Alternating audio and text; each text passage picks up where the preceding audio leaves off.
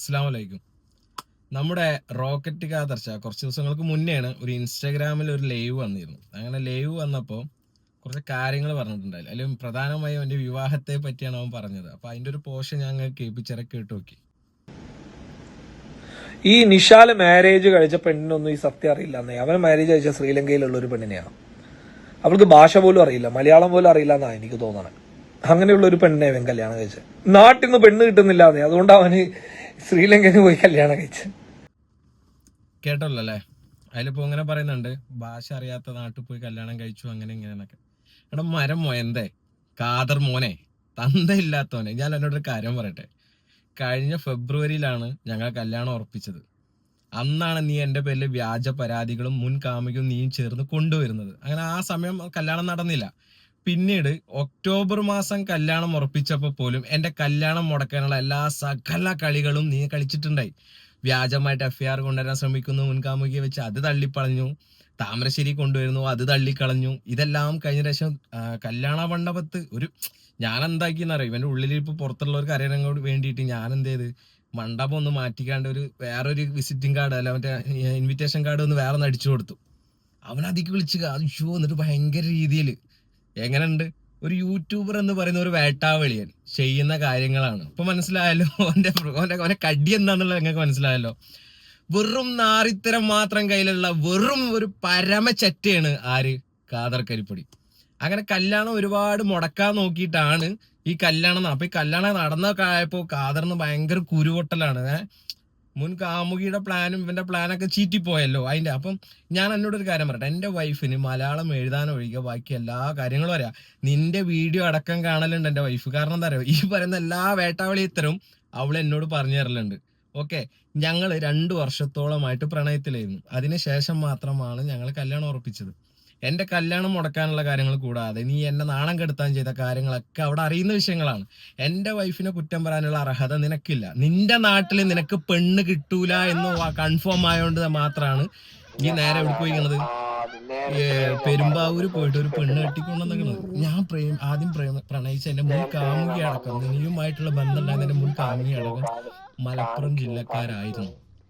Okay, പിന്നെ എനിക്ക് വിധിച്ചത് അവിടുന്ന് ആയതുകൊണ്ട് അൽഹംദുലില്ലാ ഞാൻ ഭയങ്കര ഹാപ്പി. എൻ്റെ ലൈഫ് അടിപൊളിയായിട്ടാണ് പോകുന്നത്, ഭയങ്കര ഹാപ്പി ആയിട്ടാണ് പോകുന്നത്. അപ്പൊ അതിന് വിലയിടാൻ കാദർ കരിപ്പൊടി എന്ന തന്തയില്ലാത്തവനെ നീ ആയിട്ടില്ല, ഒന്നാമത്തെ കാര്യം. ഓക്കെ, എൻ്റെ വൈഫിനെ ഇതിലോട്ട് വലിച്ചിടാന്ന് നിന്നാൽ ഞാൻ എൻ്റെ വൈഫിനെ ഇതിലോട്ട് വലിച്ചിടും. ഓക്കെ, പിന്നെ ഞാൻ വലിച്ചിടാനൊരു കാരണം കൂടി ഉണ്ട്. എൻ്റെ ഗൂഢാലോചനയിൽ എൻ്റെ വൈഫും ഉണ്ടായിരുന്നു എന്നുള്ള വോയിസ് റെക്കോർഡ് എൻ്റെ കയ്യിൽ. എന്റെ ഭാര്യ, നീ ഇപ്പൊ സംസാരിക്കുന്ന എന്റെ ഭാര്യ എന്റെ കാറിന്റെ തൊട്ടടുത്തിരുന്നിട്ട് കേൾക്കുന്നുണ്ട്. ഇല്ല അൽഫി, കേട്ടോണ്ടില്ലേ? ഇതെന്റെ ഭാര്യയാണ്, എന്റെ കൂടെ ഉള്ള.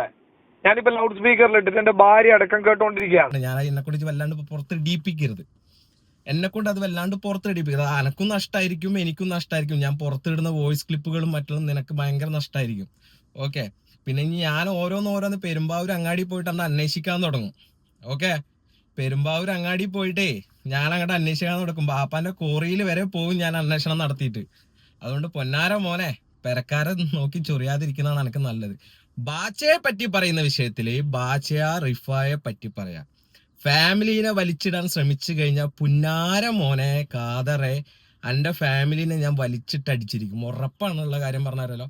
സോഷ്യൽ മീഡിയയിലൂടെ പച്ചയ്ക്ക് ഞാൻ ഓപ്പൺ ആയിട്ട് പറഞ്ഞിരിക്കും. അതുകൊണ്ട് ഞാനും നീയുമായിട്ടുള്ള പ്രശ്നം എന്നോട് സംസാരിക്കാനുള്ള ധൈര്യം ആർജവം കാണിക്കുക, അല്ലെങ്കിൽ ആണും പെണ്ണും കെട്ടമാരി സാരി ചുറ്റിയിട്ട് കാസർഗോഡ് അങ്ങാടിയിൽ തെണ്ടുക, ബസ് സ്റ്റാൻഡിലും. ഓക്കെ, മുല്ലപ്പൂ ഒക്കെ ചൂടിയിടും. എനിക്ക് ഉത്തരം പറയാനില്ലെങ്കിൽ, നേരിട്ട് എന്നോട് ഉത്തരം പറയാനില്ലെങ്കിൽ, ആണും പെണ്ണും കെട്ടതാണെങ്കിൽ സാരി ചുറ്റി മുല്ലപ്പൂ ചൂടിയിട്ട് കാസർഗോഡ് വിദ്യാനഗർ നടന്ന് കളിക്കട്ടെ രാത്രി ടൗണിലൂടെ. അതാണ് എനിക്ക് പറ്റിയ പണി. ഉത്തരം മുട്ടുമ്പോ കുടുംബക്കാരെയും വൈഫിനെയും മറ്റുള്ളവരും വലിച്ചിടുന്ന നിന്റെ നെറികേടുണ്ടല്ലോ, തന്തയില്ലാത്തരുണ്ടല്ലോ, നിന്റെ തന്ത നിന്നെ പഠിപ്പിച്ച അതേ കാര്യങ്ങളാണ് നീ ഇപ്പോഴും നടത്തിക്കൊണ്ടിരിക്കുന്നത്. അനക്ക് ഉത്തരം റിഫൈഡ് വിഷയത്തിൽ ഉത്തരമില്ലെങ്കിൽ എന്ത് ചെയ്യുക, വായിൽ വിരലിട്ടിട്ടിരിക്കുക. ഓക്കെ, അല്ലെങ്കിൽ പറയാതിരിക്കുക. അല്ലാതെ വൈഫിനെയോ മറ്റുള്ള കാര്യങ്ങളെയോ വലിച്ചിട്ടാല് കള്ള ഇബിലീസിന്റെ മോനെ, ഉള്ളത് ഓപ്പണായിട്ട് ഞാൻ പറഞ്ഞുതരാം. ഓക്കെ, ഇത്രയ്ക്ക് ഞാൻ എന്നെ വെല്ലുവിളിക്കുന്നുണ്ടെങ്കിൽ, ഇത്രയ്ക്ക് കാര്യങ്ങൾ ഞാൻ ചെയ്യുന്നുണ്ടെങ്കിൽ കരുതിയിരുന്നു. റിഫൈയും ബാച്ചുമായി ബന്ധപ്പെട്ട വിഷയത്തിൽ അതുമായി ബന്ധപ്പെട്ട് സംസാരിക്കുക. ഫാമിലിനെ വലിച്ചിട്ടാൽ അത് ചില്ലറയാവൂല. ഓക്കെ, എന്നത്തെയും പോലും പറയുന്നതല്ല. ആണും പെണ്ണും കെട്ടതാണെങ്കിൽ സാരി ചുറ്റിയിട്ട് കാസർഗോഡ് സ്റ്റാൻഡിൽ പോയിട്ട് നിൽക്കുക, കൈ കാട്ടി ആളെ വിളിക്കുക. ഓക്കെ, ഉത്തരം ഉണ്ടെങ്കിൽ ഉത്തരം തരിക, അല്ലെങ്കിൽ വായിൽ വിരലിട്ടിരിക്കുക. ലാസ്റ്റ് ആൻഡ് ഫൈനൽ വാർണിംഗ് ആണ്. ഓക്കെ.